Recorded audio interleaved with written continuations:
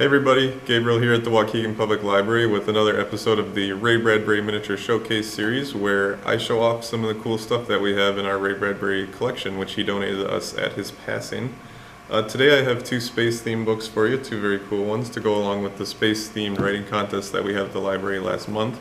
If you missed it, keep on the lookout for our next one coming up in a few months.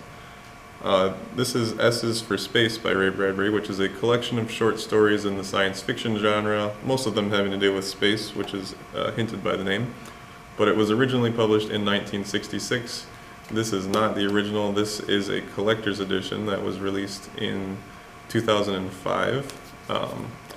Only about 1,000 copies of this were released, 500 of them being just trade hardcovers, 200 in the slipcase hardcovers signed by Ray Bradbury, and 100 special slipcase, which is a set of books signed by Ray Bradbury and a few other authors. This one happens to be one of the original just trade hardcovers, so nothing special. This was one of 500. This one is number 274. But you see that Ray Bradbury did sign and dedicate this to somebody else. So it is still very meaningful. He picked this one to give to Emmy, as it appears, and it says, "Happy 2007, Love Ray." Whatever that means, but I'm sure it meant something to Ray and to Emmy. Not quite sure on that, but it is just fun seeing those notes that he leaves behind and wondering exactly what was going on. So this one is actually one of his books that was aimed towards a young adult audience, kind of like The Halloween Tree, but this one is a collection of short stories that he wanted to aim towards a younger audience, which is significant because he didn't do that very often. This other book that we have here is The Martian Chronicles, which may sound familiar to you. It should sound familiar. We talked about it a lot before, but this is a special adaptation that made it a graphic novel.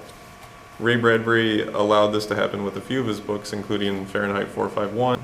But this one is cool because Ray Bradbury didn't sign it, but this is the first copy that was printed of this graphic novel adaptation back in 2011, which is 61 years after the original book was published in 1950.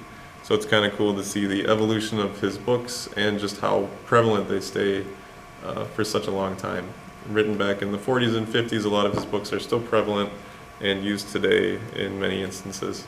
So he's very far-reaching and time-defying, some of these works that Ray Bradbury came out with. I hope you enjoyed our video today. Be on the lookout for future ones coming up on these other cool books that we have in Ray Bradbury's collection. I hope you all are staying safe. Thank you. Take care.